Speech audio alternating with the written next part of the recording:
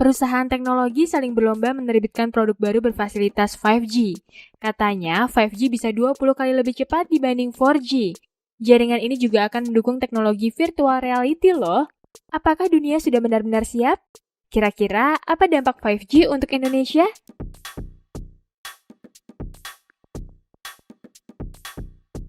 Perkembangan dunia dalam beberapa dekade terakhir sangatlah pesat. Pionir jaringan ini pertama diluncurkan di 1979 oleh perusahaan telekomunikasi asal Jepang. Dinamakan 1G, jaringan bersistem analog tersebut bisa menelepon hampir di mana saja dengan kecepatan maksimum 2,4 kbps. Era 90-an, 1G digantikan oleh jaringan bersinyal digital 2G. Dengan satu handphone, pengguna dapat mengirim SMS, menelepon, memasukkan media, dan memasang ringtone. Terdapat juga layanan internal roaming dan panggilan konferensi.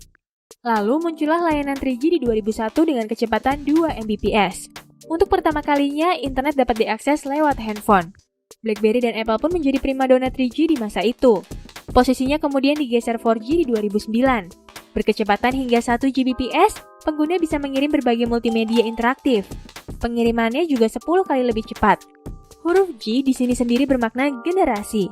Jadi, kekuatan sinyal jaringan seluler ini terus berevolusi dan digantikan oleh penerusnya. Sekarang waktunya 5G bersinar. Teknologi 5G dikabarkan mampu menampung 1 juta perangkat per kilometer persegi. 5G bekerja di 3 frekuensi spektrum pita jaringan sekaligus, rendah, sedang, dan tinggi. Spektrum pita rendah jangkauannya luas dan berkecepatan 1000 Mbps.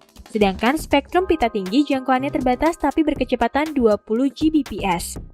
Pembagian ini akan dapat memaksimalkan kualitas jaringan dan memperlebar aplikasi 5G.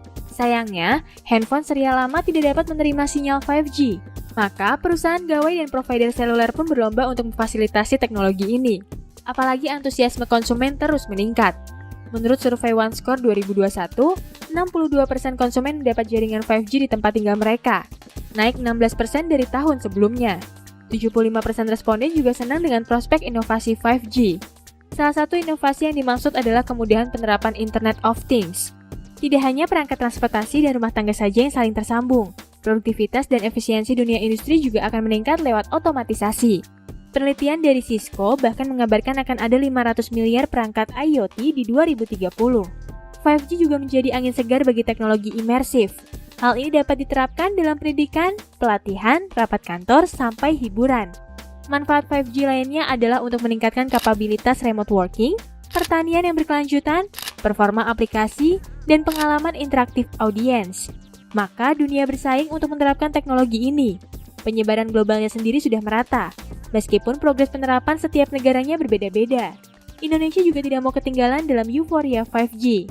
Bahkan beberapa operator seluler sudah menyediakan jaringan ini sejak pertengahan 2021.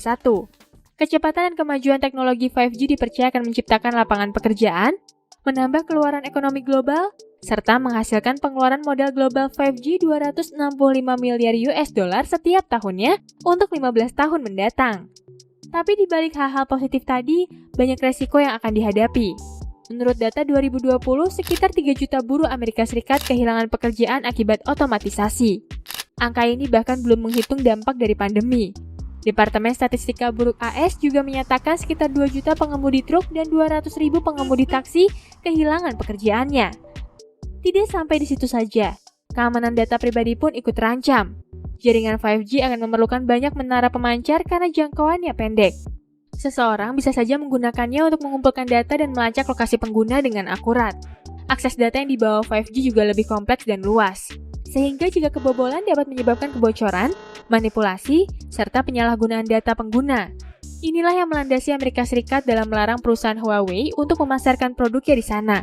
Karena ketakutannya adalah resiko mata-mata dan spionase dari RRT. Kebutuhan pembangunan menara pemancar tadi juga membutuhkan banyak biaya, dan jaringannya dikabarkan dapat mengganggu penerbangan.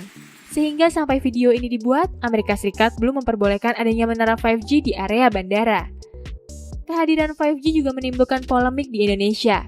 Terlebih karena penyebaran 4G sendiri belum merata akibat kendala frekuensi yang tidak dapat disiapkan untuk jaringannya. Pemerintah pun meyakinkan bahwa penerapan 4G dan 5G akan dilakukan bersamaan. 4G akan diposisikan sebagai tumpuan transformasi digital nasional, sedangkan 5G digelar di wilayah yang dapat menampung ekosistemnya. Sudah ditetapkan juga tingkat kandungan dalam negeri sebesar 35% untuk perangkat 5G, seperti yang diatur dalam Peraturan Menteri Kominfo Nomor 13 Tahun 2021. Melihat kemajuan teknologi 5G, masa depan rasanya sudah ada di genggaman kita. Tapi pertanyaannya adalah, apakah Indonesia sendiri siap untuk melangkah menuju 5G?